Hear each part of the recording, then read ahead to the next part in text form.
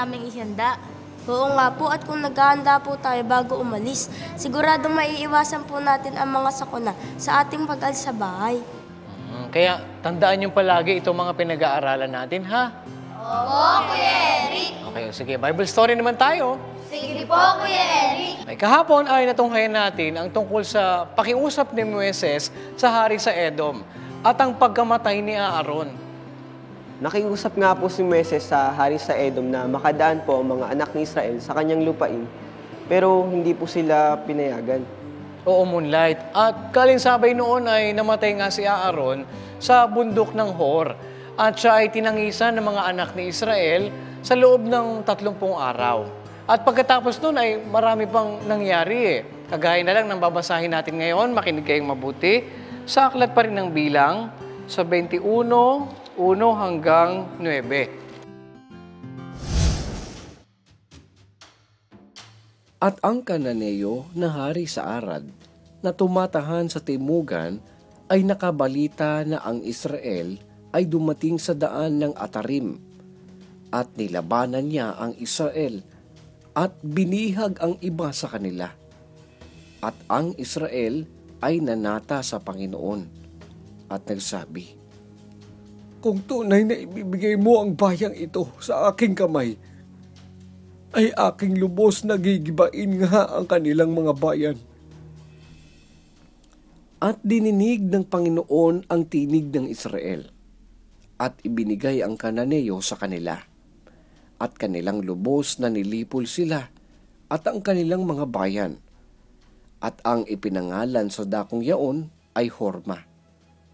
At sila'y naglakbay mula sa bundok ng Hor na napasadaang patungo sa dagat na mapula, upang lumiko sa lupain ng Edom. At ang damdamin ng bayan ay nainip dahil sa daan. At ang bayan ay nagsalita laban sa Diyos at laban kay Moises. "Bakit ninyo kami pinasampa mula sa Ehipto upang mamatay sa ilang?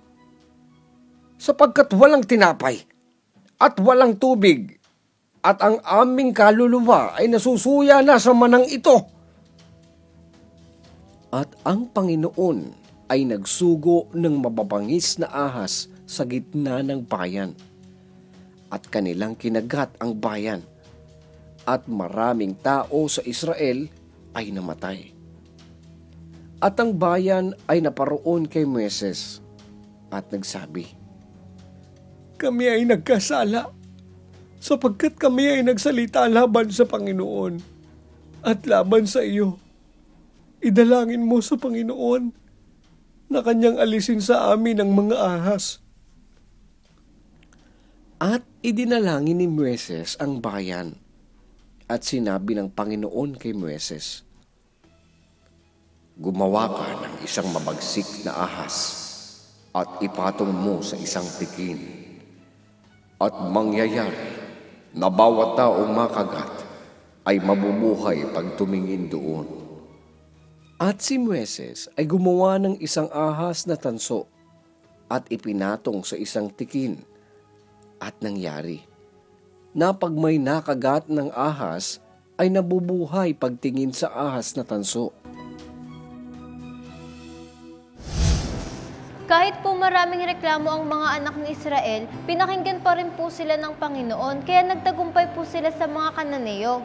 At pagkatapos po nun, balik sa dati ang Israel, nagsalita na naman po sila laban kay Moises at Aaron. Kaya nagalit po ang Panginoon sa kanila. Ayun, nagsugo po siya ng mababagsik na ahas sa gitna nila at pinagkakagat sila. Oo, gumawa nga si Moises ng ahas na tanso gaya ng iniutos sa kanya ng Panginoon. At ang sino mang makagat ng ahas, tumingin doon, ay mabubuhay. Ang galing naman! Ano-ano pa po ba ang nangyari sa mga anak ni Israel? Sige, yan naman ang matutunghayan natin bukas kung loloobin ng Panginoon. Kaya't laging tumutok sa panonood ng Bible story. Sa ating paglabas ng bahay, tandaan ang dapat gawin para makaiwas tayo sa sakuna. Lagi nating ilakip ang pananalangin na tayo ay maingatan sa ating mga paglalakbay. At laging alalahanin na ang Diyos ang magtuturo sa atin sa ating dadaanan. Basahin natin ang nakasulat sa aklat ng Awit 32 at 8. Aking ipaaalam sa iyo at ituturo sa iyo ang daan na iyong lalakaran. Papayuhan kita na ang aking mga mata ay nakatitig sa iyo. Pagpasok sa ating paaralan, lagi tayong dumadaan sa kalsada. At kung hindi tayo mag-iingat, ay maaari tayong maaksidente. Bukas, kung loloobin ng Diyos, pag-aaralan naman natin ang tungkol sa road safety tips. Ano ba ang mga dapat nating gawin kapag tayo ay nasa kalsada?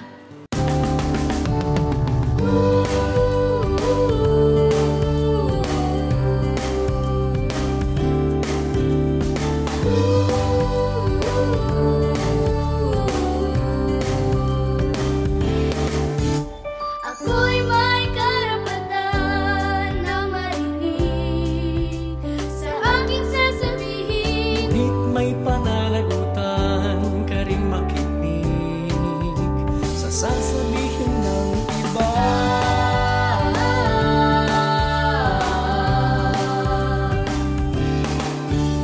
Ako'y may karapatan sa edukasyon upang maglumaking Pero dapat naman na ika'y magsikap sa iyong pag-aaral.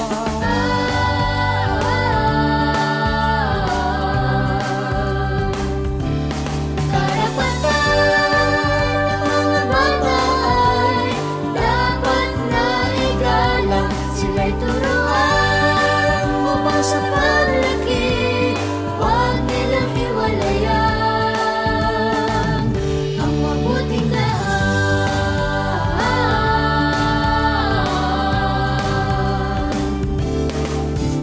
Ako'y may karapatan mabuhay at maglaro sa malinis na paligid. Kaya naman dapat lang na ika'y tumulong na ingatan ng kapaligiran.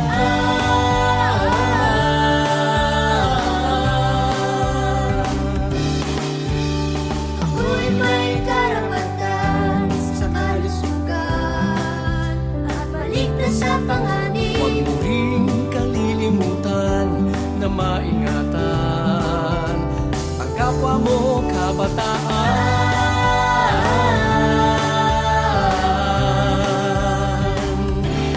Karapatan ng mga bata ay dapat na igalang. Sila'y turuan upang sa paglaki huwag nilang hiwalayan ang mabuting daan. Pagmamahal at paggalang sa kapwa'y tungkulin natin. Kahit bata ka man, kahit bata pa Karapatan ng mga bata ay dapat na igalang. Sila'y turuan upang sa paglaki huwag nilang hiwalayan. Karapatan ng mga bata ay dapat na igalang. Sila'y turuan upang sa paglaki huwag nilang hiwalayan ang mabuting daan.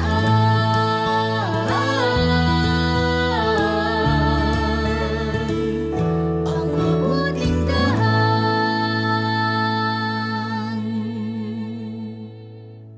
Hanggang dito muna mga bata, bukas ulit, God willing, ay muli tayong magkita-kita. Dito lang sa nag-iisang Bible School on Air, ang KNC Show! Sa KNC Show, Noticias while we grow. Sa tulong ng ating Diyos Ama, isipan ay magliliwanag. The KNC Show, Noticias while we grow. Sa tulong ng ating Diyos Ama, isipan ay magliliwanag na